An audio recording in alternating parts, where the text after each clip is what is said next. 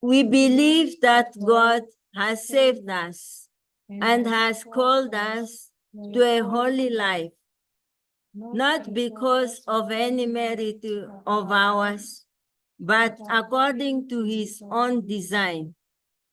The grace held out to us in Christ Jesus before the world began.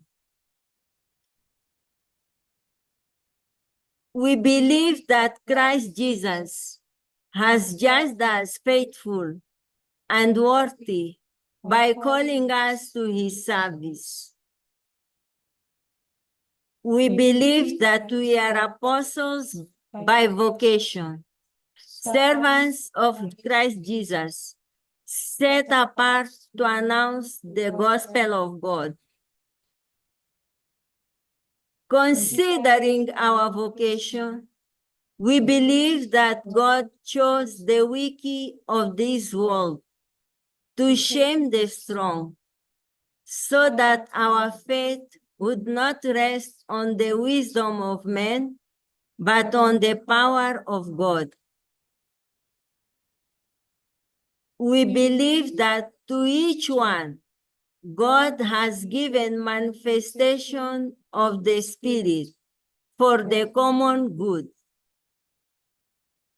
We believe that we must live a life worthy of the calling which we have received, with the perfect humility, meekness, and patience, seeking to grow all things towards him. We believe that all things work together for the good of those who love God, who have been called according to his decree. We believe in him whose power, now at work in us, can do immeasurably more than we ask or imagine. We believe that he who has begun the good work in us will carry it through to completion, right up to the day of Christ Jesus, because he who called us is faithful. Saint Paul, Apostle, pray for us. In the name of the Father, of the Son, and the Holy Spirit.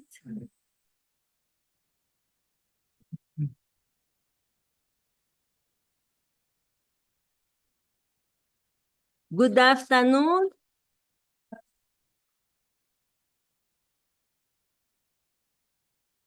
Leadership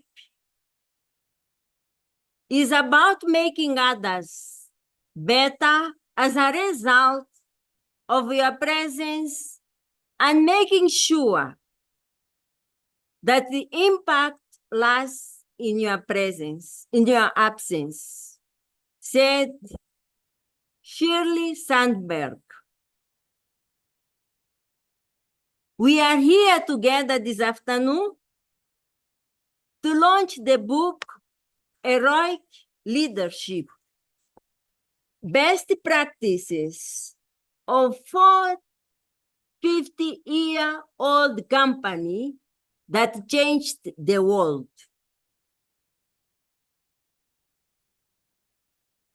We welcome, in a particular way, all those who follow us online in different online platforms. And at this juncture, I would like to pass the word to Sister Rosemary Maiwa, our delegate, our provincial superior, that she may welcome officially and open this function of the launching of this book.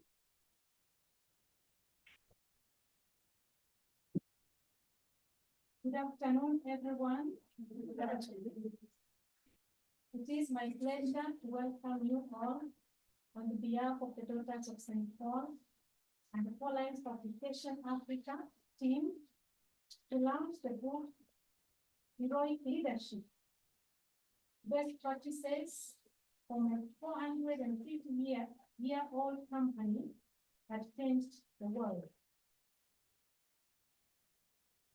A heartfelt greeting and a very warm welcome to all who are joining us online through various digital platforms. This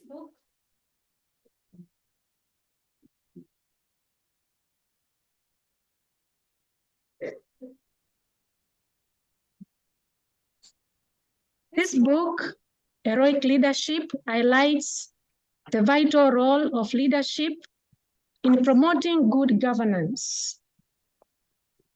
I am especially thrilled to congratulate Mr. Chris for contributing as an author and helping us broaden the scope of this book, Heroic Leadership, the African edition. Your expertise, Mr. Chris, as an opinion leader is truly valued.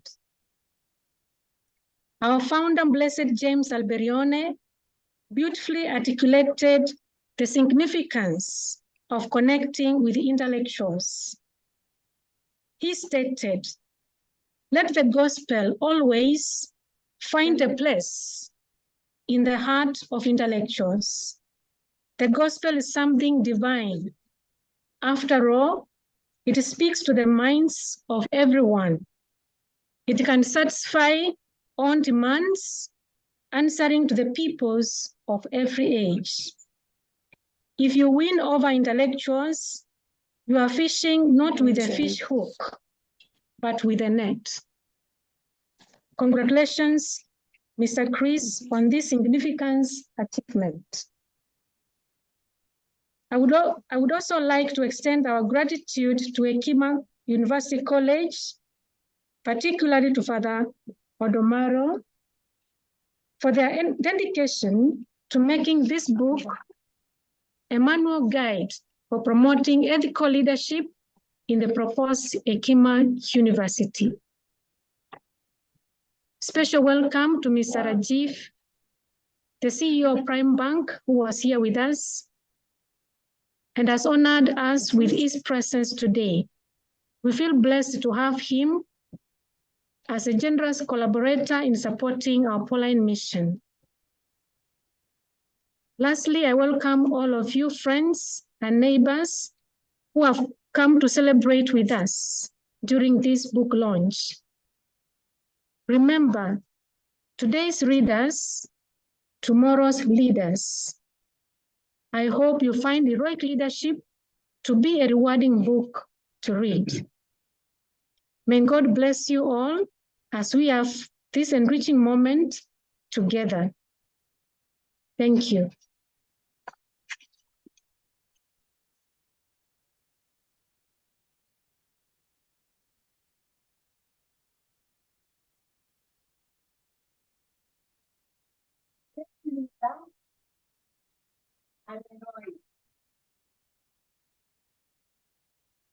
The respect of things and the sacrifice, to serve a mission greater than self.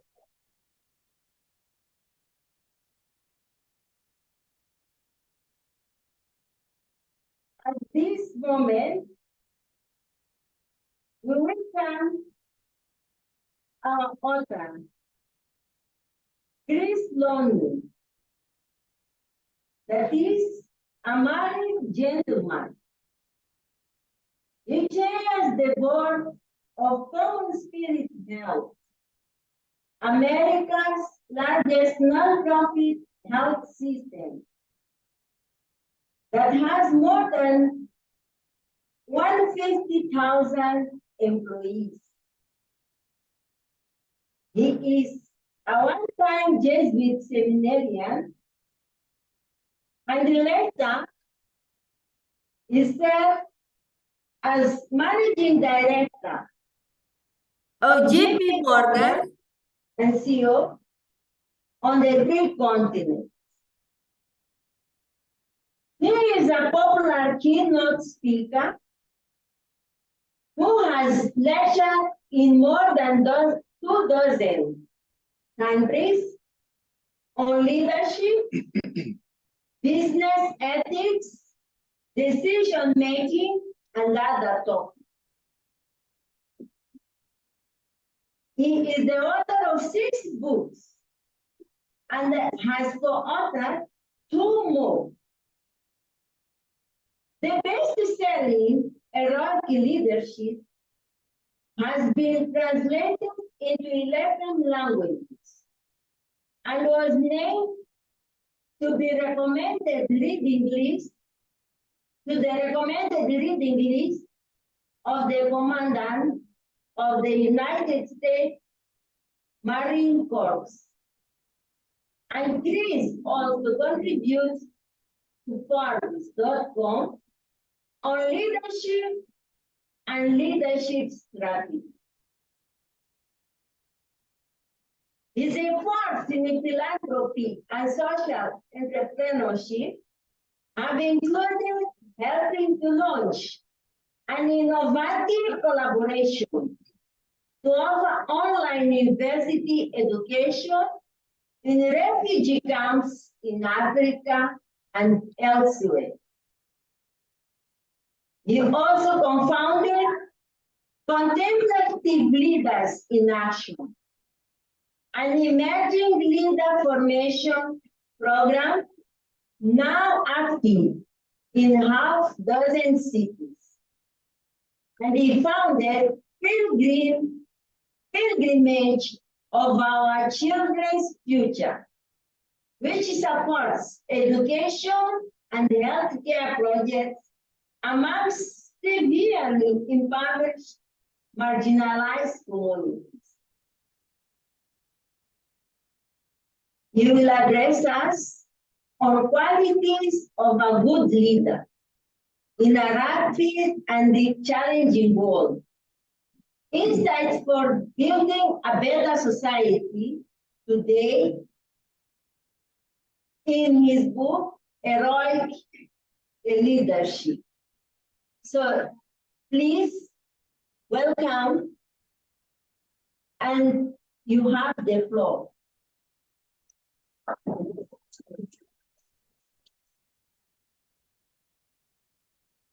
Thank you, Sister Olga, and good afternoon, everyone. And Sister, I checked with the sisters in the back who are working for our Zoom audience, so we welcome the friends from Malawi and elsewhere. And you can hear me okay, and my picture is okay? Okay, good. So I will talk for about 1/2 hour. Don't worry, it will not be 1 hour. And before I do, I will say this, that when I first came into the room, I'm seeing red, white, and blue everywhere. And I guess some of you know that this is the color of the flag in the United States. So when I'm coming in, I'm thinking, oh my, look at all the trouble the sisters are having to welcome me to this place. But then I look there and I see, oh, the colors of Pauline Media also are red, white, and blue. So they're not celebrating me, they're celebrating themselves. Huh? But I must say thank you to the sisters for their collaboration and friendship. And Sister Praxidis is not here, but also I must thank her because we had a collaboration for many weeks under a lot of time pressure to publish the book, and she was a great collaborator, and Sister Olga is a great collaborator now. So thank you very much to your sisters. Now, let's begin. And who are leaders? Who are leaders? Before I tell you anything, maybe we could stop for a few seconds and please think of the names of 1 or 2 living people you consider to be leaders. And please also think about the qualities or the personal attributes or the characteristics of somebody that you would consider to be a good leader. And before I say anything, let's just take 30 seconds. And why don't you turn to one neighbor on either side and say, oh, this is the name I'm thinking of, or this is the qualities of a good leader. I'll just give you 30 seconds. Have that little chat. There's no right or wrong answer. It's a mental exercise.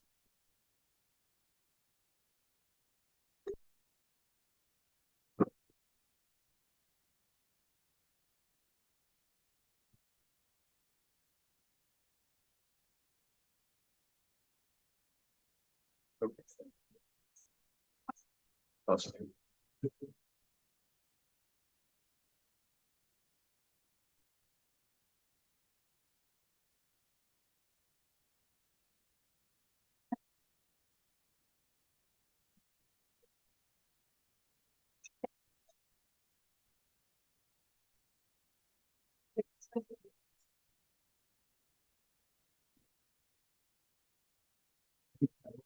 Yeah, that's perfect.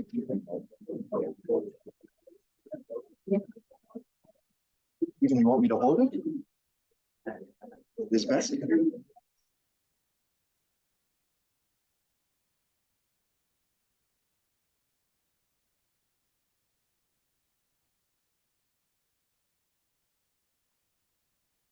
Okay, friends, let's come back together again. And I'm holding the microphone not for you, but for our friends in Capuchin TV. So far, it's okay, my friend? I guess it's okay. Okay, very good. Okay, so who are leaders? I guess people are thinking of very interesting names. Most groups, people are thinking about maybe Pope Francis. Oh, look, they're thinking of Pope Francis. They're the novices, so they're very holy, huh? Or maybe the president of some country or some famous sports person. I wonder who is thinking about their own name. I guess nobody, or next to nobody. Or if you think of your own name, probably you do not turn to the next person and say, me. You know, who's a leader? She says Pope Francis. I say, oh, me. We're in a culture that teaches us to be modest people. Many people here read the Bible, are Christians, and Jesus talks about humility probably every 30 verses in the gospel. Huh? So humility, modesty is perfect, essential, and we must always exercise humility in our life. But when it comes to the idea of leadership, I want to say that your modesty is somehow misplaced, because we all have a broken stereotype about what leadership really means. So when I say think of the names of leaders, most of us, we think of the most famous people on earth. Super famous, super wealthy, super rich, and so on. And this way of thinking about leadership, it's not the solution to any problems.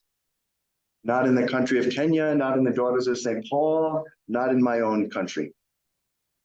And I want to suggest that if we understand the idea properly, we will understand that we must also think about ourselves when we use a word like leadership. And what do good leaders do to motivate the people around them? This was the next part of the experiment.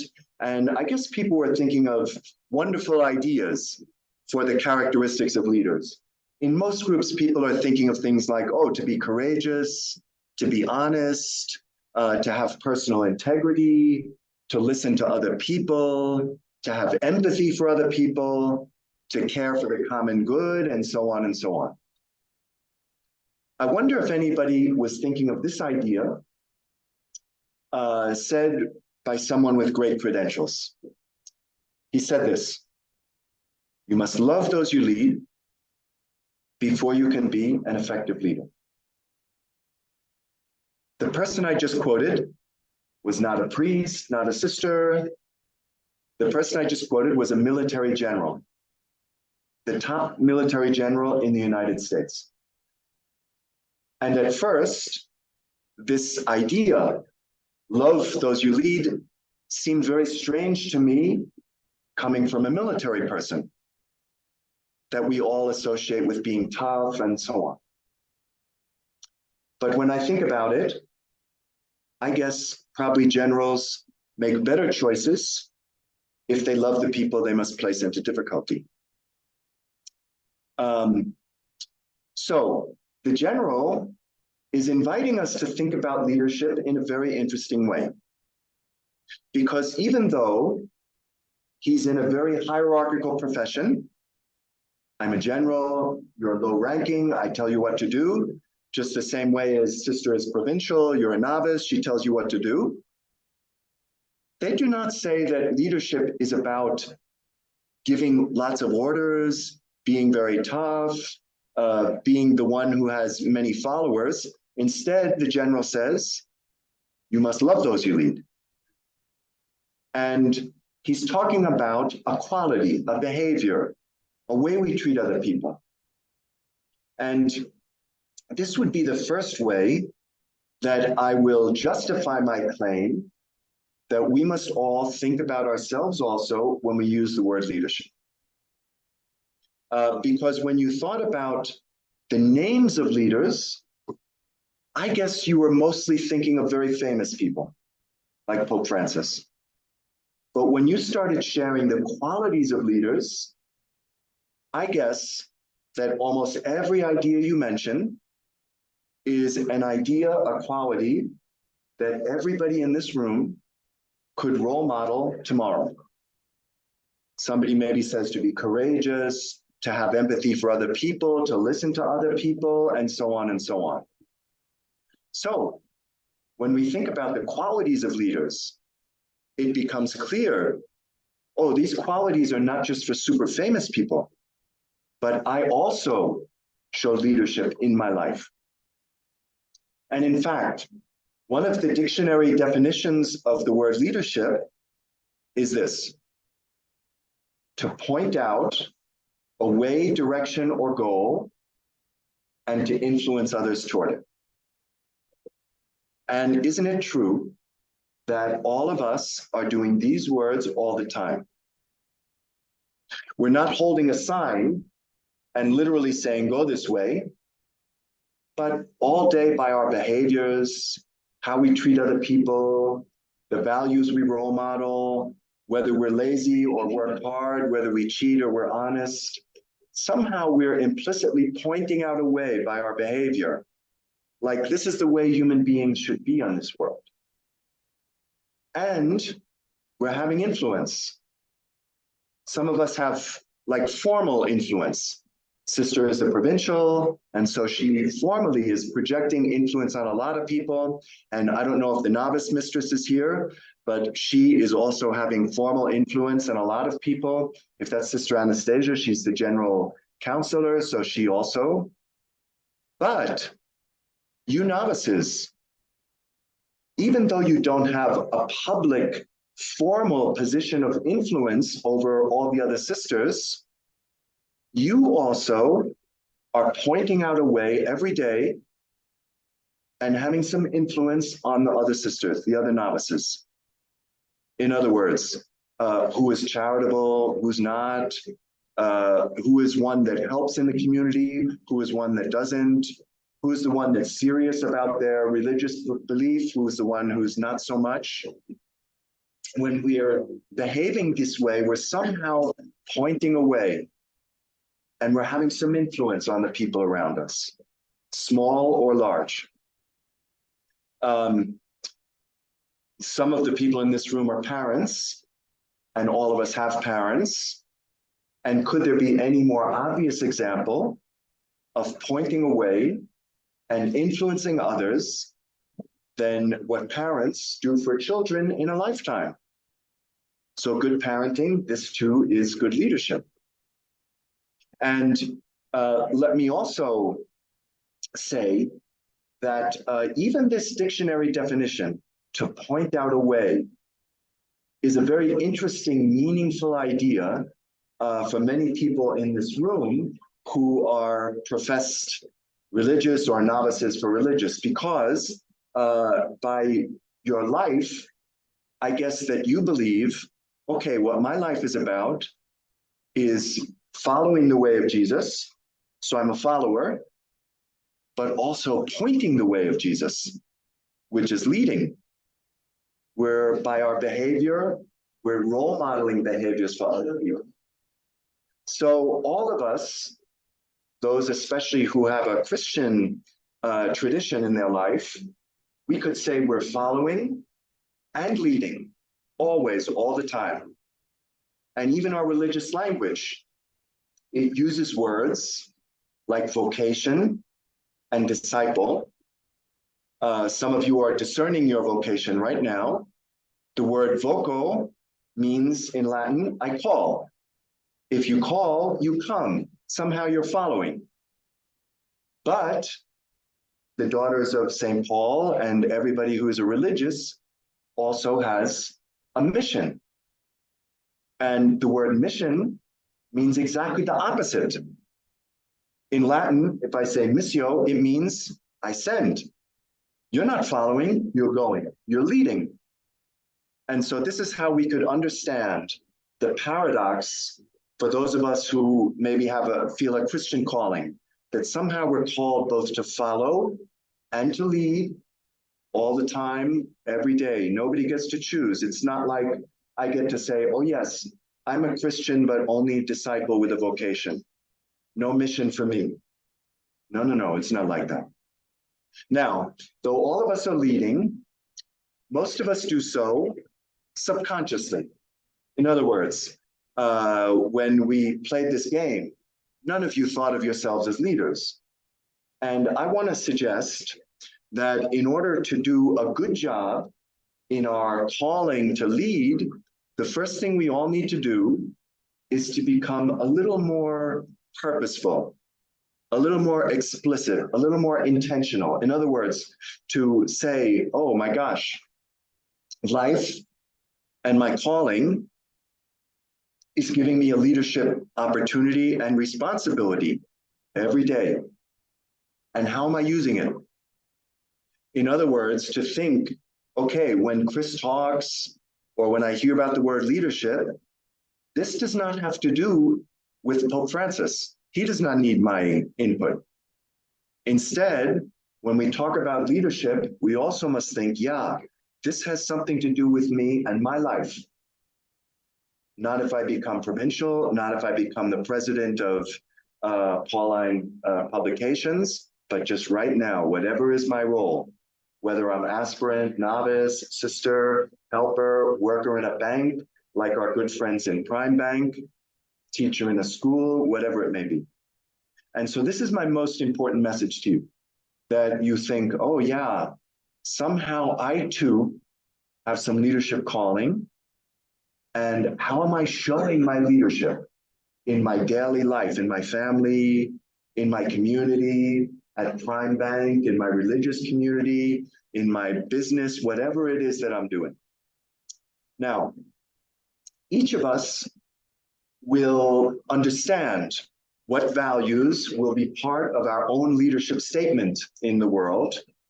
And I guess those who are in the Daughters of St. Paul, you have your own values that you want to role model as part of your calling. So that's a way that you show leadership. And I want to talk about, if I have enough time, let's see. I'll talk about 2 or 3 qualities or values that you might role model in your lives as leaders. To somehow be heroic, and to be loving, and to be self-aware. And let's see, I talk about 2 or 3 of those depending on the time. So first, the idea of, could we be people who are heroic?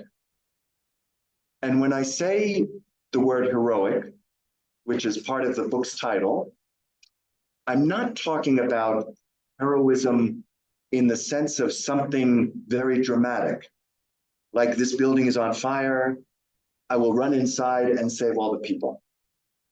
Okay, that's heroic. But for most of us, life will never give us this kind of opportunity. So when I say heroism, I mean a much simpler way of the idea of heroism. And the essence really of the idea of heroism is that could we be people who are able to care primarily not about ourselves, my ego, my status, how important I am, how do I get ahead, my feelings, that other people are admiring me, that we not be people who are focused more on ourselves, but that we're somehow also able to transcend ourselves and to care about something bigger than us. And of course, those who are in any religious tradition, like the Christian one, would understand what I'm saying as somehow a metaphor for the core idea of any religious tradition, namely, that we would understand, no, I'm not here on earth to fulfill my own plan for myself. Rather, somehow, I'm here to help fulfill God's plan for this world. Now, I just said it in a kind of a religious way. Let me also say it in what we might call a businessy or organizational way, because we have many friends who are business people. And how could they also understand this idea of heroism? And let me tell you one little story to illustrate the idea. And a few of you will remember from reading history books that the United States and Russia, Soviet Union, in the early 1960s, were racing to get a rocket to the moon first. Yeah? And the president of the United States made a tour of the people working on this project, I guess to boost their morale and give them some motivation. And at some moment, he is going around and he meets a janitor, somebody who's just cleaning up, sweeping the floor of an office. And I guess to be polite, he introduces himself and he says, "Hi, nice to meet you. And what's your job here?" And the person says to him, "Mr. President, I'm putting a man on the moon." Okay. His job every day maybe is sweeping the floor.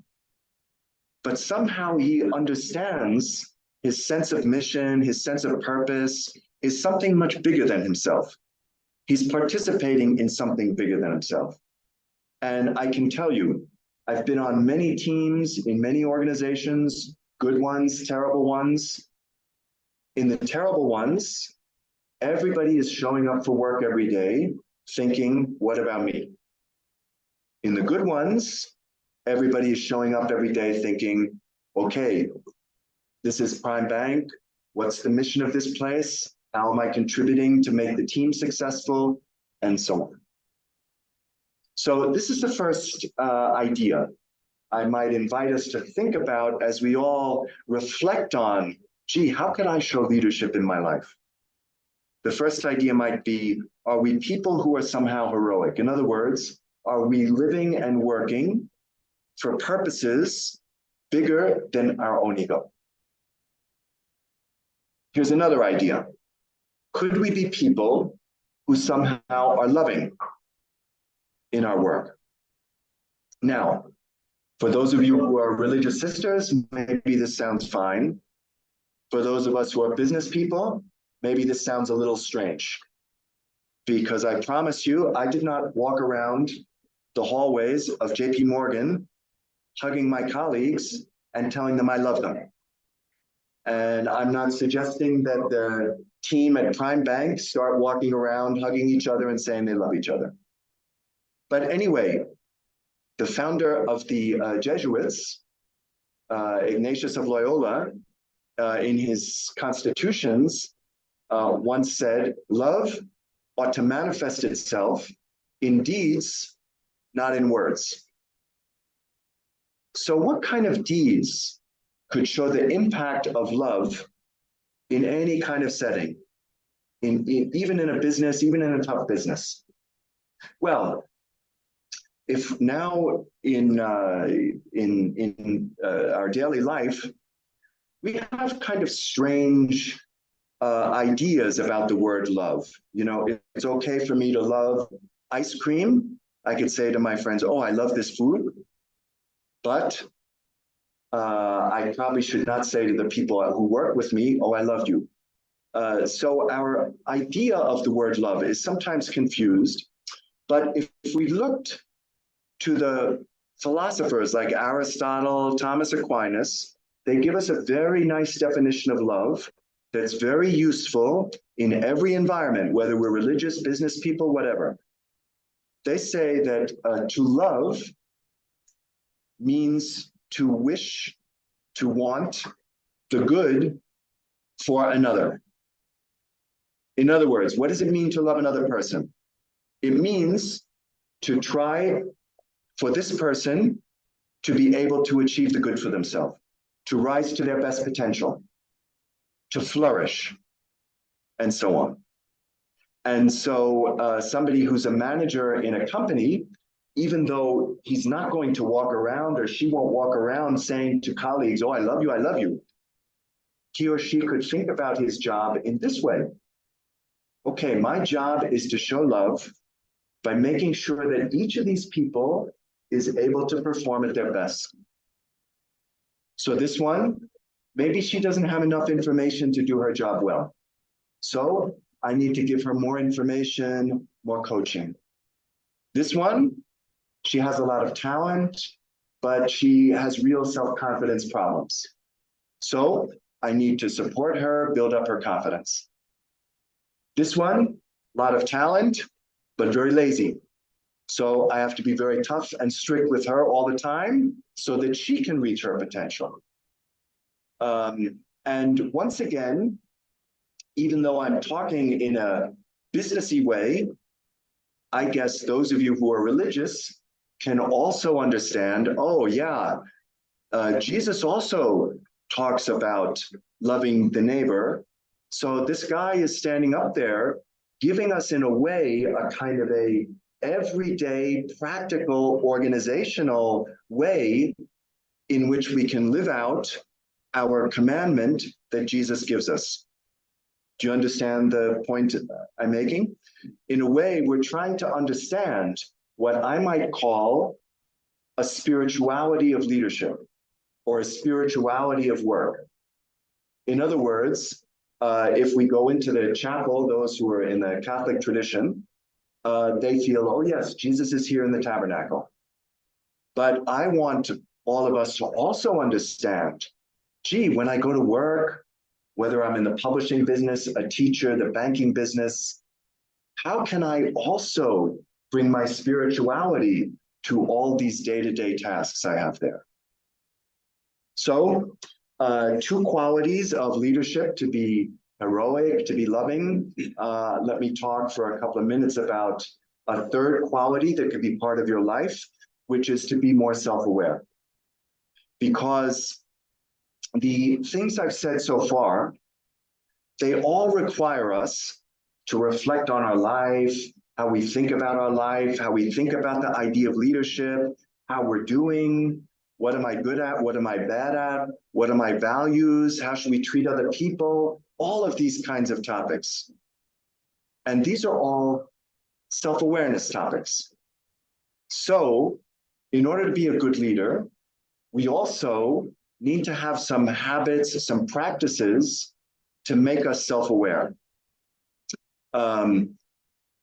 To step back from this crazy world every day and take stock of how things are going around us, but also very important, how things are going on inside us. And in your own spiritual tradition, you have many very nice self-awareness tools. So those of you who are sisters, you are praying together every day. And of course, this is a religious exercise. That's why you're doing it. But also, somehow, it's a self-awareness exercise. Because when you do this, you're stepping away from the crazy world and trying to perceive what's going on inside me right now. And in the Jesuit tradition, they have a very nice little what I will call a spiritual technology. It's spiritual, but the word technology means know-how, knowing how to do things. So a nice little technology that anybody could implement in as little as 3, 4, 5 minutes in a day. So let's imagine after lunch, I have a few minutes free, or at the end of the workday, or before I'm going to bed. And during these few minutes, let me just do 2 or 3 little things.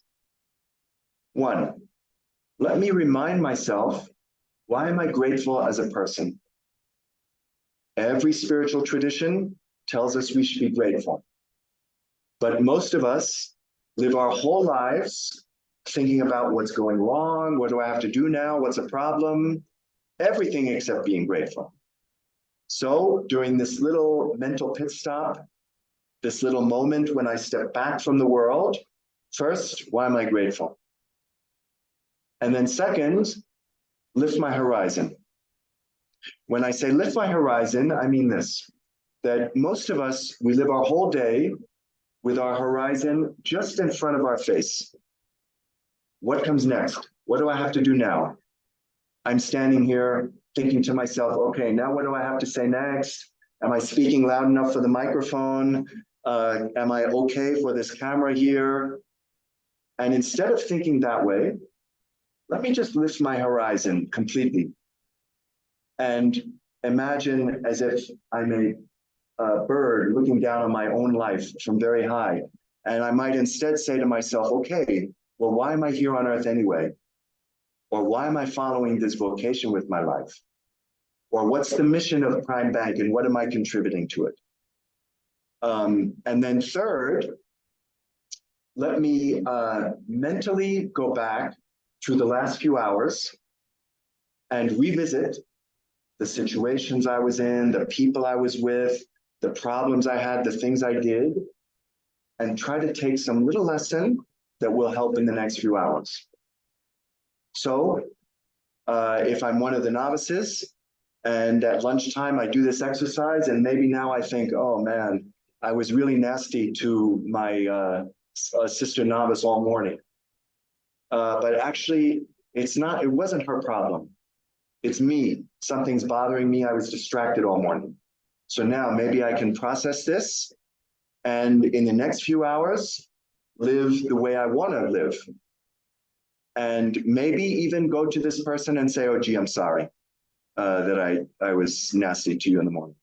And I think the genius of this very simple practice becomes obvious when we think about the world in which we're all now living. We're kind of floating along on a river of email, meeting, phone call, distraction, text, social media. I get to the end of the day. I've been completely present to every crazy, random distraction that came through my radar. On the other hand, what I was not present to are the things that ultimately are important. What's going on inside me in a deep way, and what is my relationship with my creator as I understand that.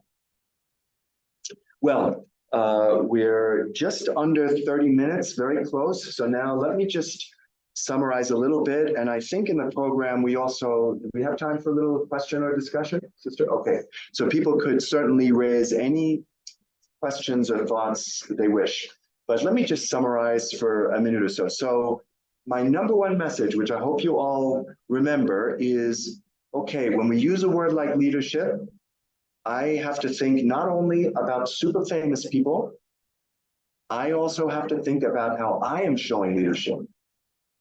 What way am I pointing out with my life, my role modeling, my values, my behaviors? That's the most important idea. And I gave you 3 little values or ways of thinking that you might incorporate into your own leadership life statement. One, could I be a person who's heroic, who's caring not just for my own selfish ego issues, but also for purpose bigger than me. Second, could I be a person who's loving? Could I treat the other people around me in a way that I'm trying to help them to be their best and achieve their potential? And third, can I be a self-aware person? Can I always, every day, be stepping back for a few minutes and reflecting on my life, how things are going, what's going well and poorly, and so on? And for those, of course, who are in a religious vocation, we might also think about, well, how was God present to me or trying to be present to me in the people I met, the situations I was in, and so on? The Jesuits have a slogan that we have to find God in all things. So if we're at Mass or in the chapel, of course we feel God is there. But God is also in all of these people I'm encountering, even the ones that are annoying to me, even the ones who are giving me a problem, maybe especially those ones. And so, how was God trying to be present to me in the last few hours? Now, I know Father will say his own comments, but let me also, just for 30 seconds, say to you that I came to Kenya this time. I've come many times, including I met my wife in Kenya, but I don't have time to tell this story. But this time I'm coming at the invitation of the Jesuits, who have a very interesting, exciting project to develop the proposed Hekima University. It will be here in Kenya with campuses in Nairobi and Molo, although serving all of East Africa. And it will be in some ways teaching and exemplifying some of the leadership values I shared. And who knows, maybe some of you at some point even will end up being students or teachers there. So now let me finish, and let me thank all of you for listening, and our friends in Capuchin TV and those who are on the Zoom line in Malawi and other places. And let me wish all of you the best of luck as you show your own leadership and bring heroism and love and self-awareness to your own family, to your community, to all those around you. Thank you very much.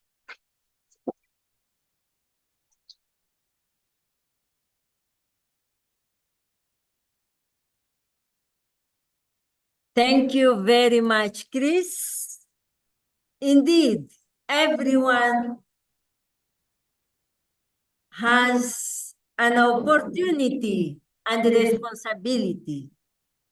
And from that end, the person can lead. How am I showing my leadership skills?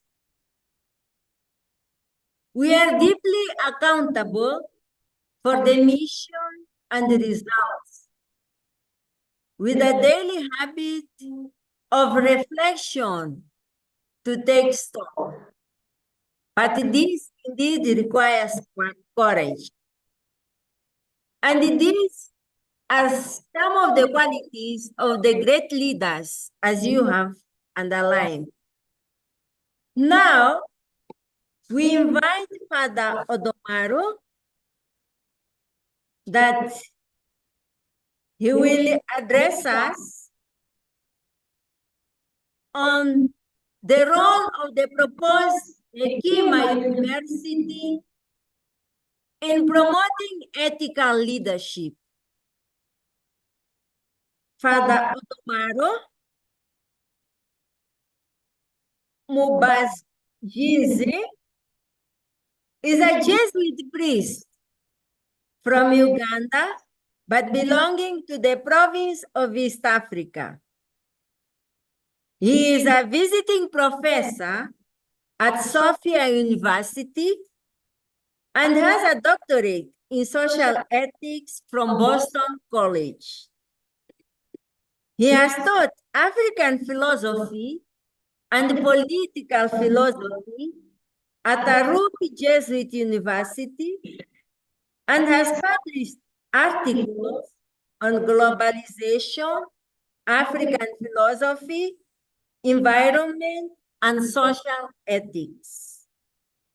He is a member of the Executive Committee of the African Institute of Indigenous Knowledge Systems, and also currently is Deputy Director and Director of Academic Affairs at the proposed Hekima University, Nairobi. Welcome, Father Otomaro, to address us about the role of the proposed Hekima University in promoting ethical leadership. Thank you.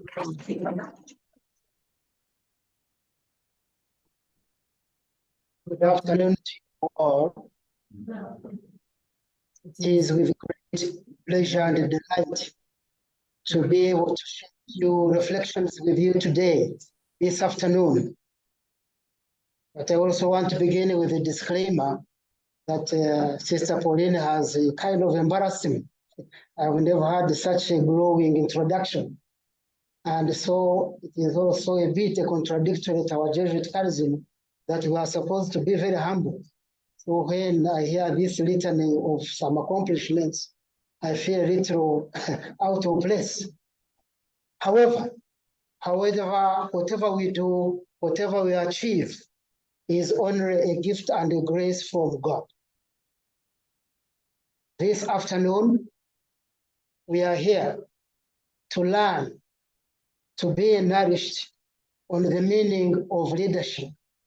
And this idea of leadership based on this excellent book by Chris Lowney, Heroic Leadership, Best Practices from a 450-year-old company that changed the world, is the framework with which we shall have the few reflections I will give. In my presentation, I will have a few illustrations, a few stories, a few anecdotes to drive the point home. I will start with a bit of story that we had yesterday as we were planning to come for this launch of this excellent book. We had a little bit of a crisis. We knew that today there would be a bit of drama in the town, which you all know about. And we consulted a bit. Shall we go and have a physical meeting today at the Poor Lions? Both me and Chris were at pains to decide too quickly. So we said, let us wait.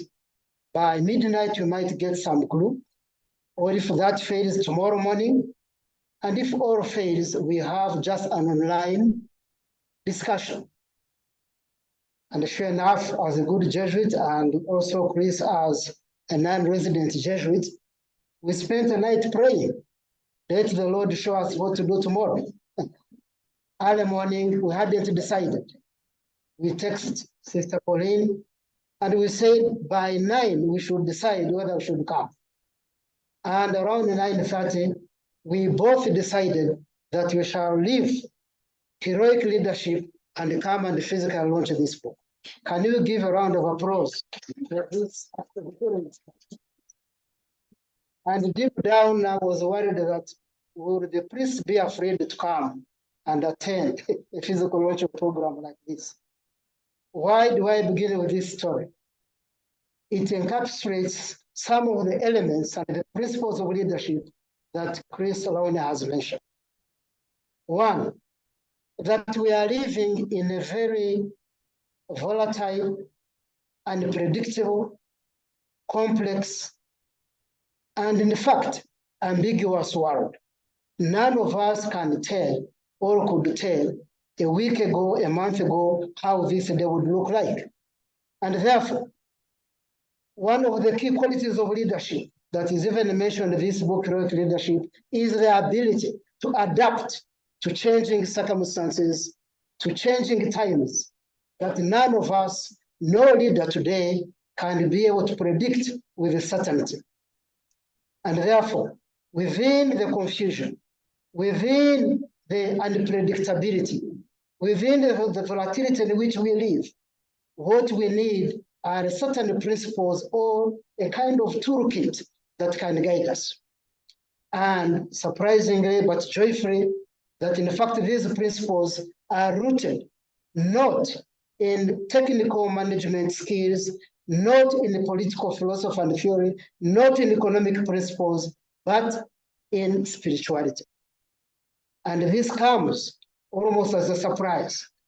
Most of you who are involved in corporate leadership, we have the people from the prime bank, you know too well that there are certain standard principles in economics and in the politics and management that form a foundation for proper functioning of institutions.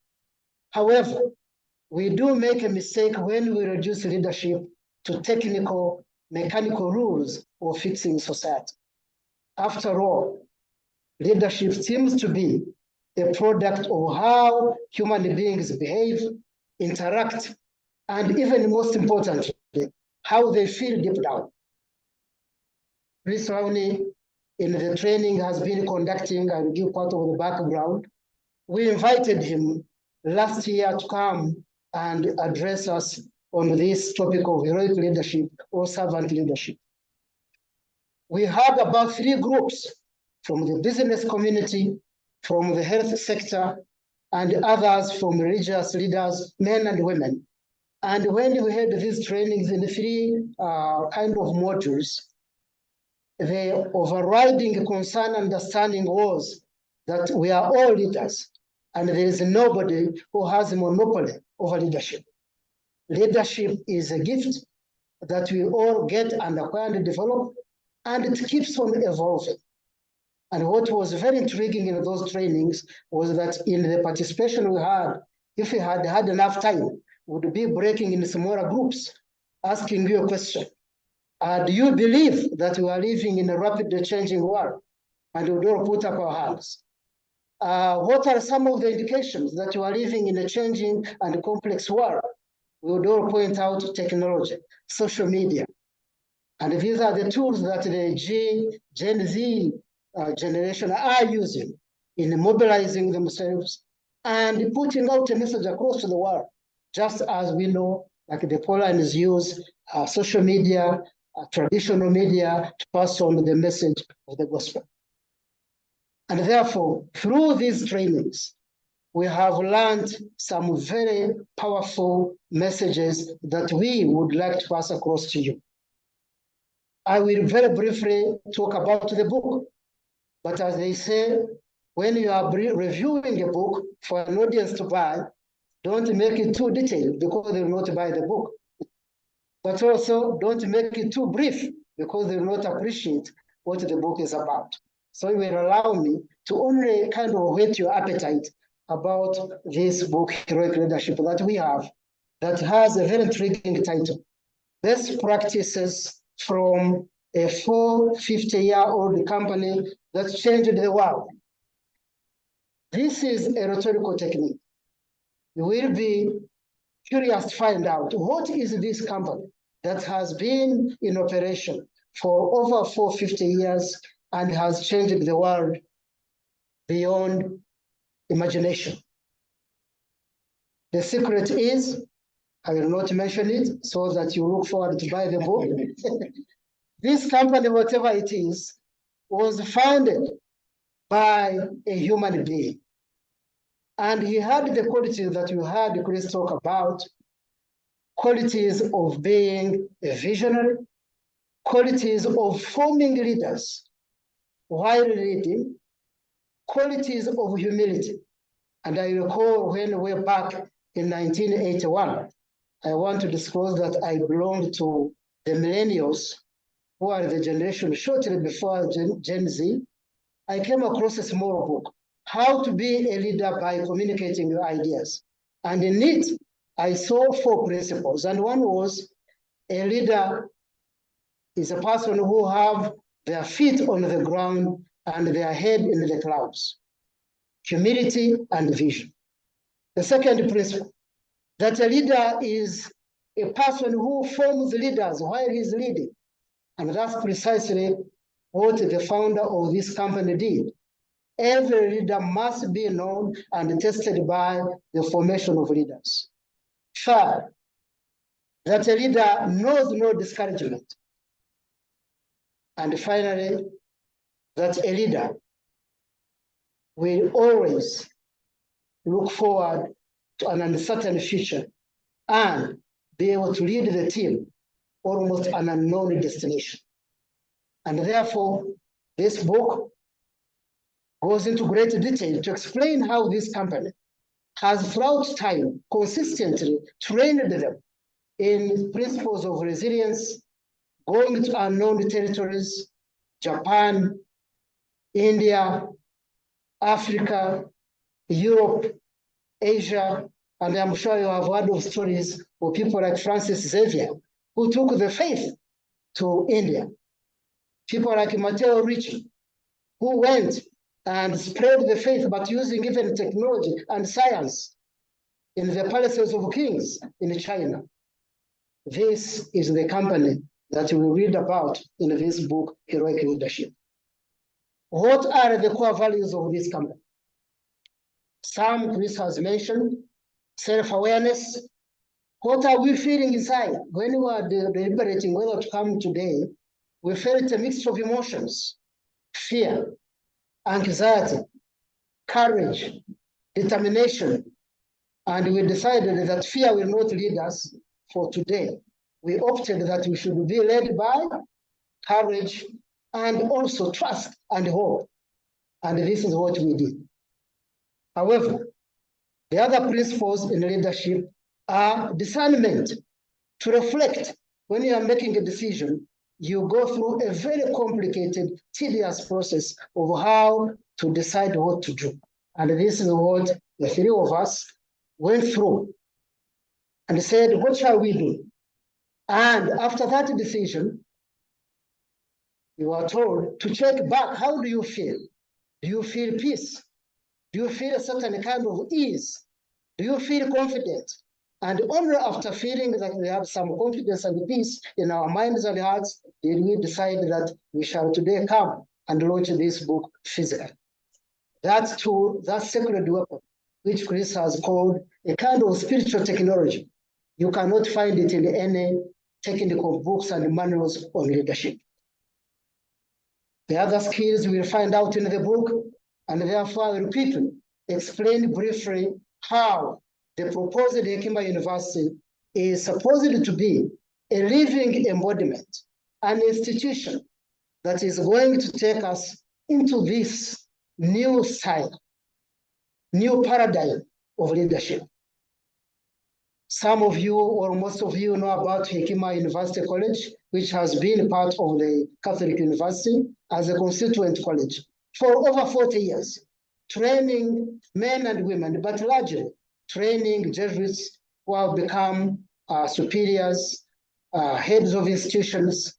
And the time has come that we should move to the next level and set up an institution of higher learning, a full-fledged university that will take up these values we are talking about today to the next level.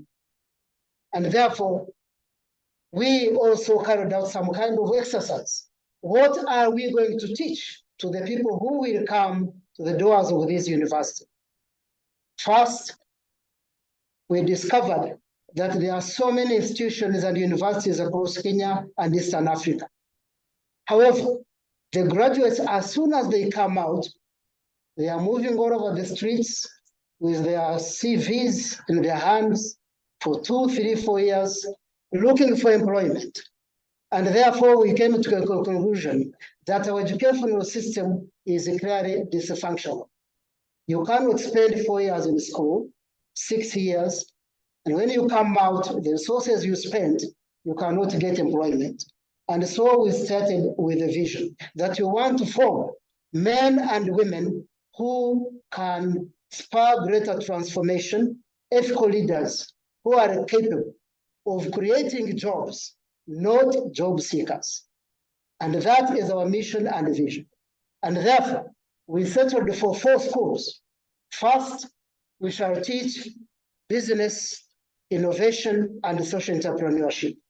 And therefore, within the people we shall interact with will be bankers, business communities, industry, so that we train people to be able to lift our people out of poverty.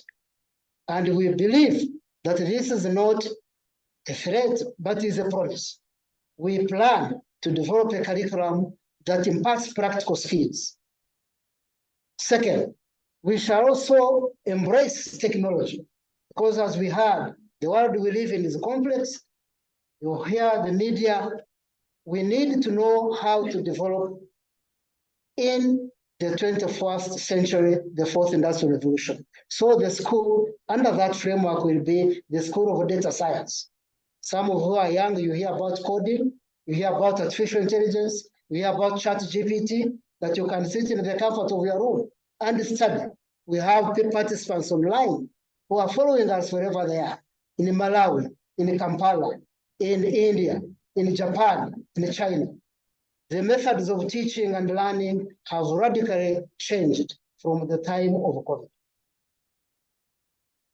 The next school, of course, shall be education science, because this is a foundation for technology and innovation.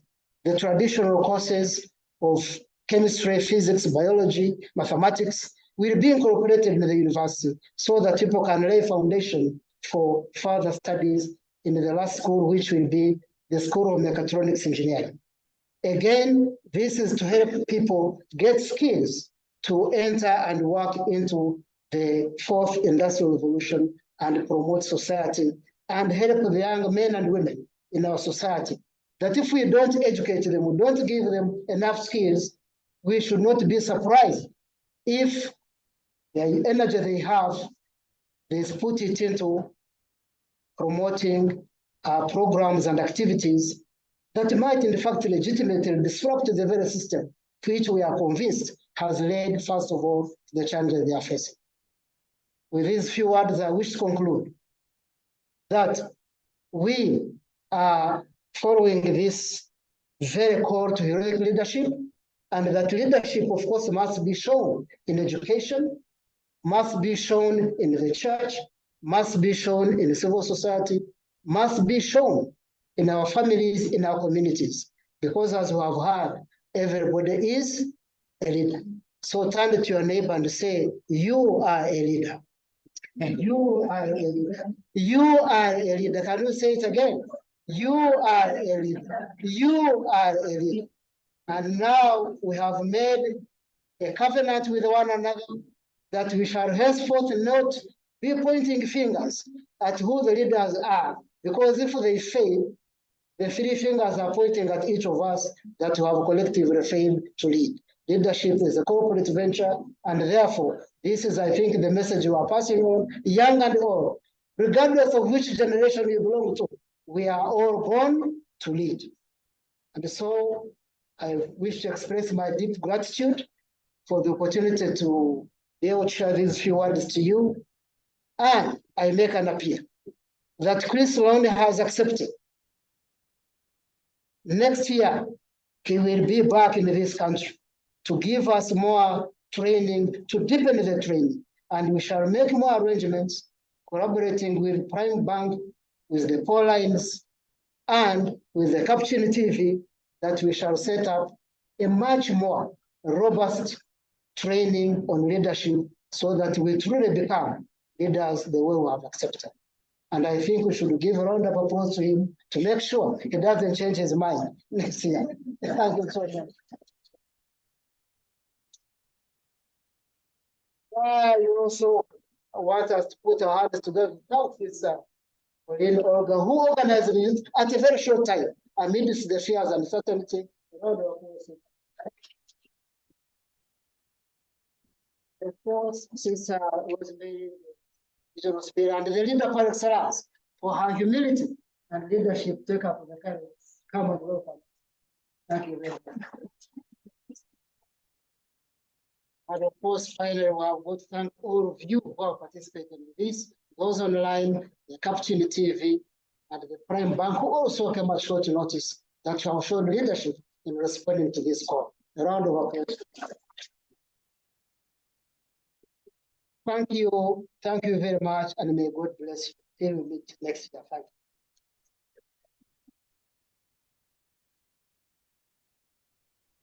you. Thank you very, very much, Father Odomaru, for these words of wisdom that you have addressed us. We are really living the fourth industrial revolution. And leadership today is corporate and it requires a new paradigm shift. Now, at this juncture, we ask of all of you that you are here to raise the questions that you are. And also encourage all those that are following us online, they can drop the questions on their chat box. Thank you.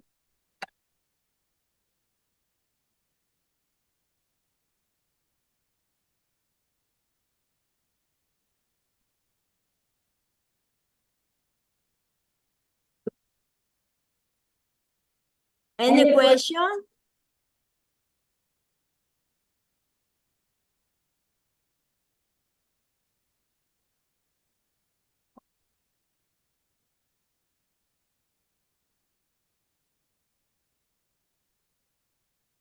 Any question?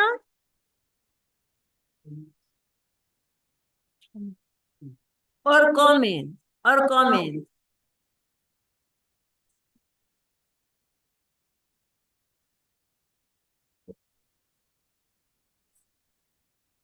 Yes. How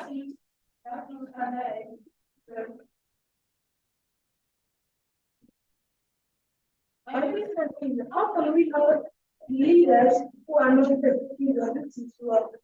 There's some leaders who at the beginning will participate well, they will behave well, they will lead the people well, but in between they change their mind and then they end up misleading people that are following them. So how can we help them to come in? Thank you.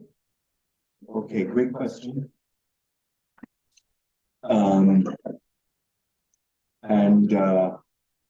Maybe you're thinking of your own country, but also I could be thinking of my country, you know. And let me first make a philosophical point and then share what was my own experience in JP Morgan as a kind of an illustration. So you know that one of the political thinkers told us power corrupts, and absolute power corrupts absolutely. In other words, as you get power, it becomes very difficult for a human being to continue to resolve to use power correctly for the right means and not for himself. And let me tell you, in my JP Morgan life, so I worked in a big American bank, and one of the things I notice as the years go by, there's more opportunity to get money. There's some people who are, in every company is like a pyramid. In the beginning, everybody's in the same level. Then some people go higher. There's not enough room for everybody. Some people go higher again. There's not enough room for everybody. So there's a level of ambition and greed in these companies. And I was formed as a Jesuit, as you know. So maybe I thought, oh, okay, well, this kind of thing will never affect me because I have a good formation. But the human animal is a very strange animal. And ambition and greed and competition and fear, these are not good things for the human animal. And so, sister, my thought, I don't have a beautiful philosophical solution to your question. But what I want to say is, I think for all of us, power, careerism, these chances to go ahead are kind of dangerous. We can do very good things, But unless we understand carefully who we are and what we're doing and what we believe in, we somehow easily go astray. And I think you see this story in every business. You see that you can see the story in every business. You see it in countries. I don't find any part of society immune from it. And the one thing I would say to connect it to the comments I made is, remember I recommended to you that every day you do your little mental pit stop. You think about, step back from the world and think about, okay, what's going on inside me? What's going on outside? And this is one of the antidotes, one of the ways I think that we can cope with the natural human temptations to go astray because of greed, power hunger, ego, all these things that corrupt us. If we stop every day and think about, oh, what's going on? Maybe we can catch ourselves before we go too far down the wrong track. You want to say anything about this question? You want to add anything? Maybe very briefly, this is a very pertinent question, and we all feel implicated because, as you know, not most leaders go to learn leadership in school. They end up in the positions only to discover that really they lack the skills. So that's the first observation. Secondly, it is also possible that people in the heat maybe of wanting to be elected, they can overpromise, and when they are elected position, they discover things are quite different, not as simple as they had thought. And so that's an important question again, that while trying to be a leader, it's very important to be self-aware and notice that there is much you can do. And then when you enter to the system, to find ways, strategies, to bring everybody on board and say, this I cannot do, this can do, there's a lot of talent always that can help. A leader is not supposed to be doing each and everything in a leadership setting. The people who are there also have skills that they can bring to the leadership framework, and I think that's what leadership is about. To recognize leadership in the others who can contribute. Thank you. Yes, we have a question from the chat that says like this: What are Chris' thoughts on Gen Zs who say they're leaderless, tribeless, and so on? What are your thoughts, Chris? Okay, so I can't imagine what you are possibly talking about. Okay, so look, this is this is also a very relevant question because we're talking about leadership and this is happening right now. So it's a very relevant question and it's a good question. But at the same time, as an American, I find it arrogant when people come to visit the United States and tell me what's wrong with the United States and how to fix it, And so therefore, I don't want to pretend to be arrogant. I'm just a guest here. I don't know the details of the situation. And then to say, oh, this is what's happening and blah, blah, blah. Huh? But having said that, maybe I could, since we're here thinking all of us together about leadership, maybe I could give like a lens, like an eyeglass lens, a way of looking at and thinking about and maybe analyzing for all of you what's happening here. So one of the definitions of leadership that I often use in seminars, I'm going to mention it to you and then think about this Gen Z situation in the language of this definition. That it's leaders.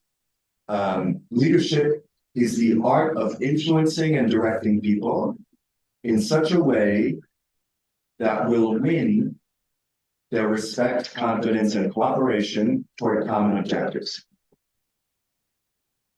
So, for me, the questions in terms of how you all make sense of what's going on right now is, here would be one, that I find this phrase that leadership has something to do with winning the respect, confidence, and cooperation of others. And so one question I might bring, or you might bring, to your analysis of what's happening in your country, in this country, is, okay, has the leadership of this country adequately won the respect, confidence, and cooperation of the people? You know, why are people coming out? Have the right things been done by the administration in order to win respect? So this is one way I might think about it if I were Kenyan. Another way I might think about it would be, leadership is the art of influencing. And isn't it interesting that these people who have no authority, like it's not like a general of an army saying, okay, let's everybody go on the street. In a way, they exemplify exactly what I said to you about leadership, that each person has a leadership opportunity. So somehow these people, meaning the Gen Zers, influenced each other to do something in a very substantial way. I mean, this was not like, let's write a petition and then go home. You know, people are devoting a lot of their time. So in terms of a study of leadership, to me, that's very interesting.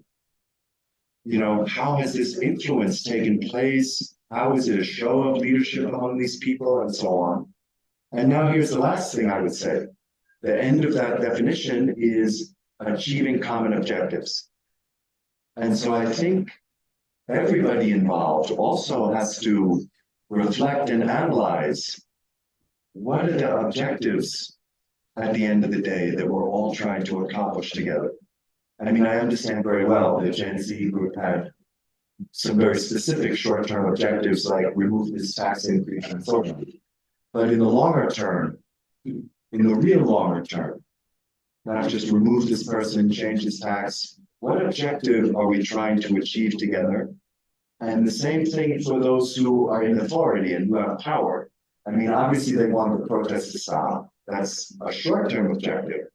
But as they think about their administration in this country, what do they want? What's the common objective they want to achieve on behalf of this country? So I don't pretend to answer any of these things. I'm not a Kenyan. I don't know the details well enough.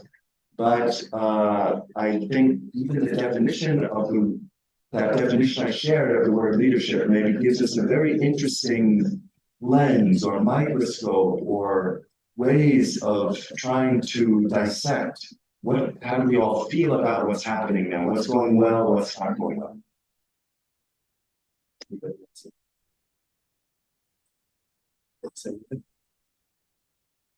No. So now he doesn't want to. Yes, I have. Just let me be the one to talk about that difficult thing. He doesn't want to. Okay, should I just read this? Okay. Yes, you can read. So here's another question. It seems currently Kenya is facing a leadership crisis with its youngsters, so this is a similar kind of question. How do you think the servant leadership principles can be applied to help the country move forward? So I didn't really use the word servant leadership in my talk, but you know what I said would coalesce with some of the core idea of what we call servant leadership. And let me explain what it is briefly, connect it to what I've said, and then apply it to this situation right now. So the idea of servant leadership is we often behave when we're managing as if the people on the team are serving us. In other words, I know what I want to accomplish, and so you please do that. You please do this, you please do this, so I can accomplish these goals. And that's fine, there's nothing wrong with that at all, it's very natural. The idea of servant leadership is a different mental model. We all have to achieve objectives together, but we might instead think that the manager is somehow serving the team, in the idea that my job as a manager is to help each person perform at their best so that we accomplish this common objective together. And you'll remember, I use the idea of to be a loving leader, and the way I describe that is very consistent with this school called servant leadership.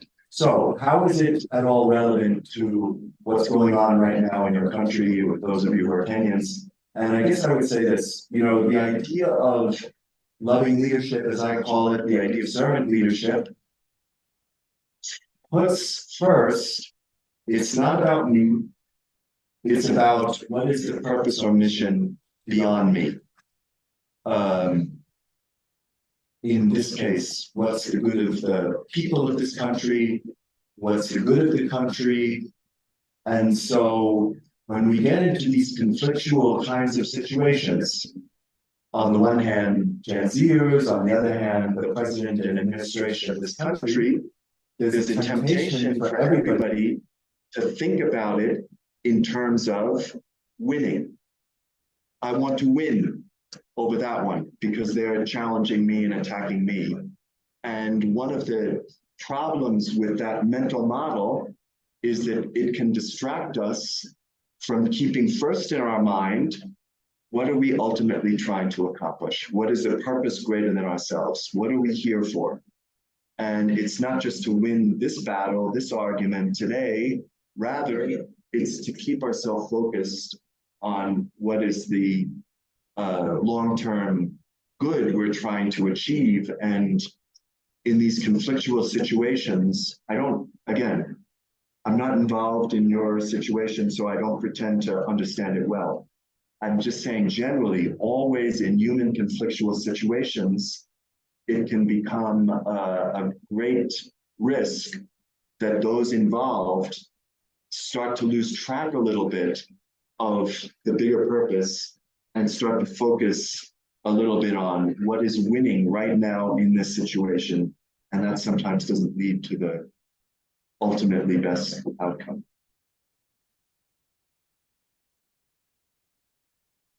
Well, good. From this end, on the chat, we don't have.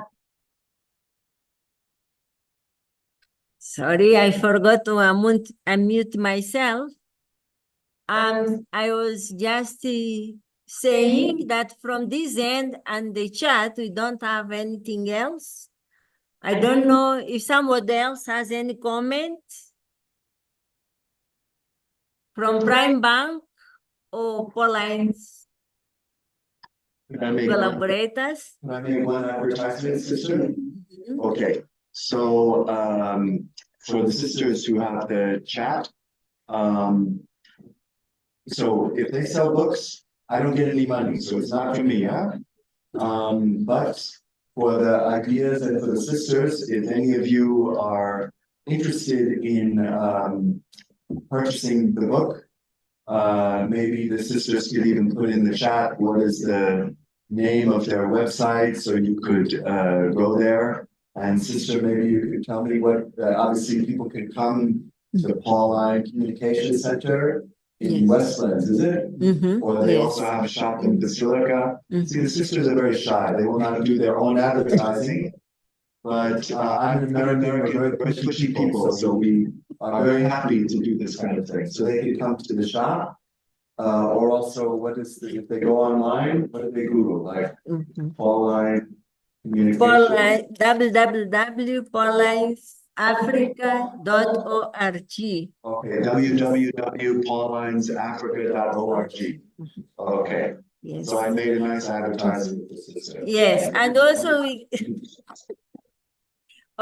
can find this book, Heroic Leadership, Best Practices from a 450 years old company that changed the world in Riverside, here in Pauline's Communication Center, Riverside, Kileleshwa, near the Prime Bank. We can have also the book in Gabriela House in Karen, that is near Jequat campus, Karen campus. We can have the book also in Holy Family Basilica, in Catholic Bookshop, near the Holy Family Basilica, Otunga Plaza. And we'll have also the book at the Cathedral of Kisumu. We have a new center there, Pauline's Communication Center, Pauline's Books and Media Center. And also you can order the book online, entering the website www.paulinesafrica.org, where we have also inside the shop a link of our e-commerce shop. So, dear friends, from wherever you are, you can get the book that you can purchase, and it can be shipped to you. Sister, I think you have one or two questions or comments in the back. Yes.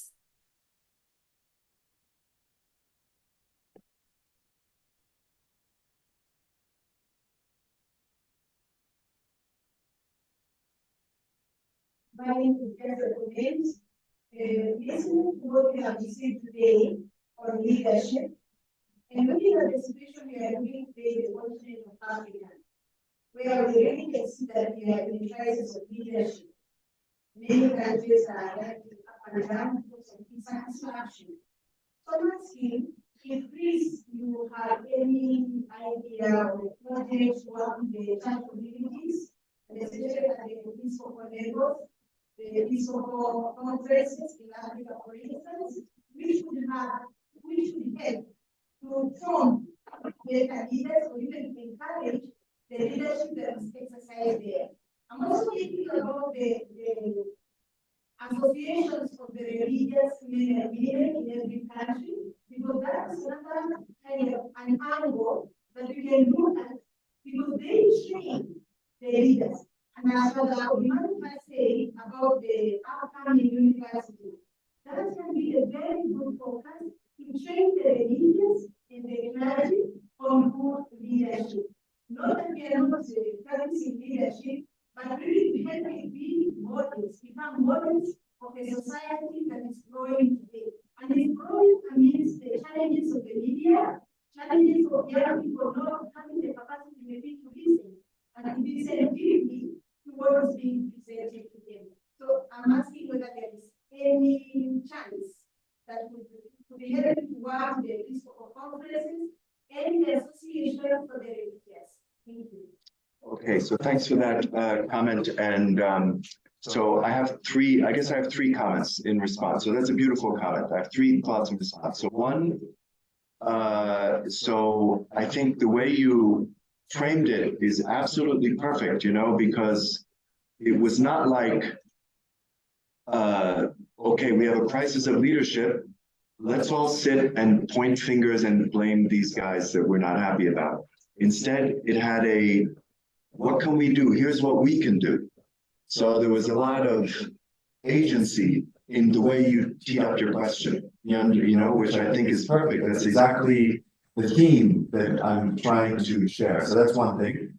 And second, I really appreciate that you framed it around yourselves, women religious, but also religious, because I think sometimes those who are in religious life tend to think about the idea of leadership as a little alien to who they are and what they do. Like we hear a word leadership and we think, oh, this is something like business people, politics, something like that.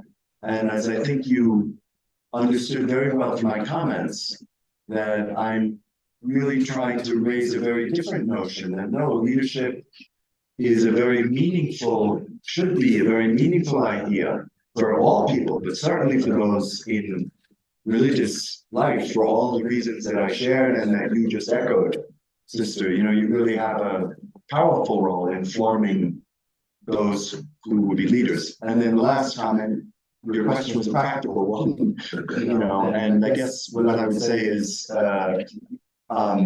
you know, I'm very open and happy to collaborate and work with any groups that want to delve into this topic. I think it's exactly what should be happening. I'm very happy to be part of the discussion, part of the solution.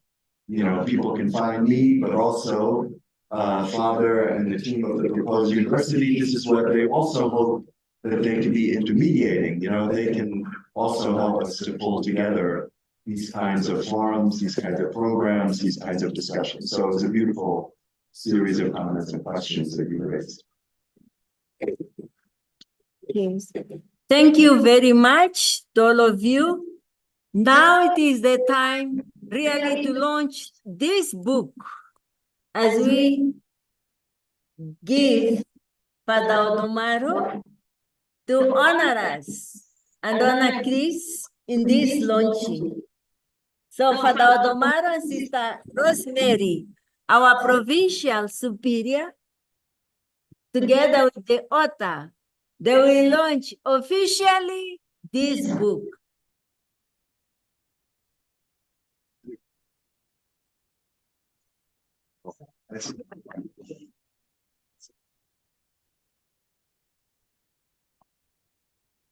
You have to move, so also it will be online.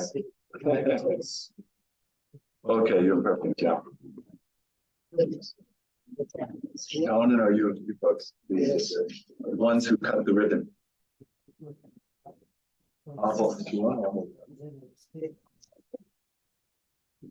With this ritual of cutting the ribbon, we declare the book Heroic Leadership launched. The Quran is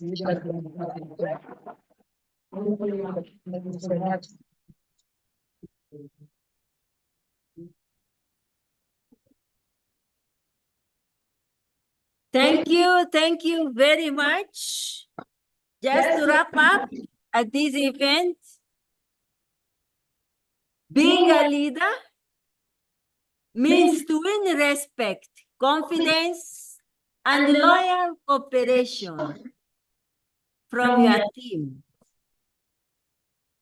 Means to be supportive, developing others, develop and share a collective mission, foster mutual respect, give praise, facilitate group collaboration, motivate and bring out the best in others, to recover positively from failures, to be role model of organizational values, and seek different perspectives. With this, we conclude this beautiful ceremony, thanking God that has gathered us together, but as well, thanking all those who took us out there, the Pauline's communication media platforms, Capuchin TV that is here among us, as well as all the novices, Pauline collaborators, and our good neighbors and friends of Prime Bank. We thank also to RCI Africa that have been here with us. Thank you, Jude, for coming here to cover this event. Thank you very much. So now, with the canticle of the means of communication, we conclude this beautiful ceremony. Thank you very much for your participation. I am Sister Olga Masango.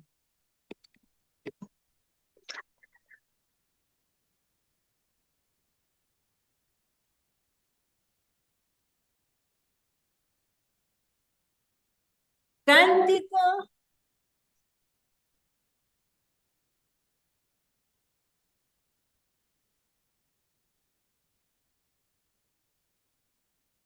Canticle of the means of social communication. Praise to you, Lord, for the instruments of social communication. Lord God, praise be to you for our sister, the printed word, who is the bread of intelligence and the light of the soul. We praise to you, O Lord, for all the journalists of the world, cartoon and graphic designers, and those who do publicity. Praise to you, Lord, for the television. May this pulpit in the heart of every home not disturb, but increase harmony in the family and prepare a people guided by gospel values. May you be praised, Lord, for our sister radio, who soars on the wings of the wind and makes the world small. We pray for all the radio stations and transmitters, big and small. May this gift of God and work of humans be used for the growth and brotherhood of all your children. May you be praised, Lord, for our brother Cinema and his dynamic storytelling. He has the fascinating power of dialogue, drama, music, and visual. Guide, O Lord, producers, directors, actors, and audience towards all that is true and good, all that builds the human person, and all that celebrates life and love of God. May you be praised, Lord, our God, for all the technical and electronic progress. May you be praised, Lord, for email and internet, CD, fax, cell phone, social media, and all the powerful means for the service of communications in the world and your kingdom. May this glory.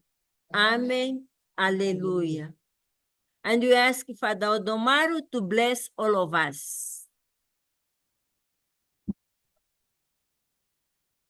May we rise for the blessing.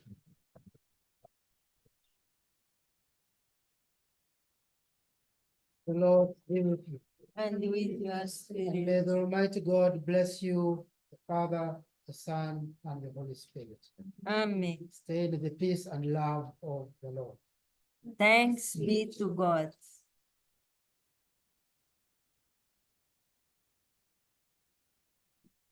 So much.